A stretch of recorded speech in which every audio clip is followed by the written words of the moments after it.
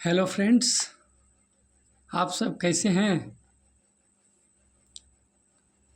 छू मंतर। आज हम छू मंतर यानी इंडिकेटिव मोड को छू मंतर में लेके आए हैं और मेरा चैनल का भी नाम है छू मंतर इंग्लिश क्लासेस। चलिए बातें न करते हुए डिग्री को जानते हैं। छू मंतर कैसे छू मंतर है, एकदम इजी है, बहुत इजी है, कोजी है, हलवा है।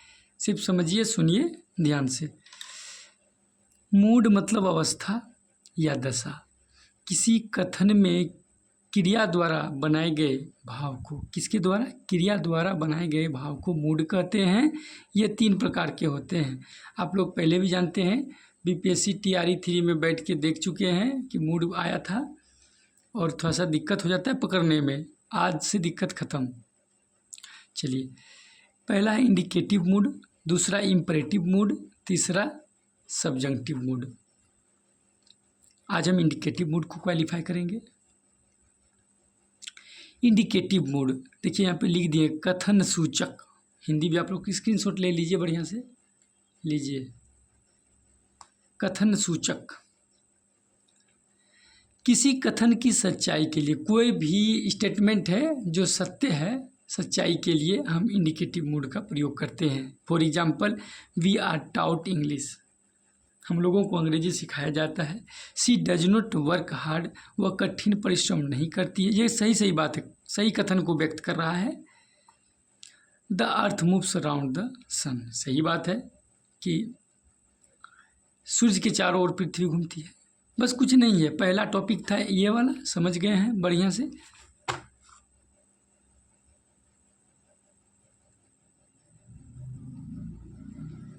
आप लोग मेरा चैनल को सब्सक्राइब करें, शेयर करें और सभी दोस्तों के पास पहुंचाएं ताकि छू मंतर में वो सीखे और आने वाले बीपीएससी एग्ज़ाम में बढ़िया से एग्ज़ाम क्रैक करें। हर ग्रामर को मेरे इसी चैनल पर आप छू मंतर इंग्लिश क्लासेस में आके देख सकते हैं। That's all. दूसरा नियम क्या है, कोई प्रश्न पूछने के लिए बहुत ईजी है। आप याद रख लीजिए कि इंडिकेटिव में सत्य कथन के लिए, कोई कथन के लिए जो सच्चाई के लिए। दूसरा में कोई प्रश्न पूछने के लिए, जैसे देखिए, does she work hard, are you fine, have you finish your work. ये देखिए प्रश्न पूछने में। क्लियर। तीसरा टॉपिक बहुत ईजी है, ये भी, इसको भी समझ लीजिए। किसी अप्रमाणित तथ्य, जो अप्रमाणित है, प्रमाणित नहीं है, लेकिन उसकी सच्चाई की उपेक्षा को व्यक्त करने के लिए भी ये इंपेरेटिव मूड में, इंडिकेटिव मूड का प्रयोग होता है। Sorry, not imperative but indicative. I am really sorry. किसी अप्रमाणित तथ्य की सच्चाई की उपेक्षा को व्यक्त करने के लिए, जैसे देखिए, if it rains we shall not go out. हम क्या बोलें, किसी अप्रमाणित तथ्य, अप्रमाणित तथ्य है लेकिन हम उपेक्षा करते हैं सच्चाई, सत्य होने की। देखिए क्या नियम है, ये अप्रमाणित है लेकिन हम इस सच्चाई मतलब कि सत्य की उपेक्षा करते हैं। क्या उपेक्षा करते हैं, अगर बारिश होगी तो हम बाहर नहीं जाएंगे। सही बात है, ये होगी, ये हम, सत्य बात है कि बारिश हो सकती है, बारिश हो सकती है, सत्य बात है कि नहीं, तो हम बाहर नहीं जाएंगे।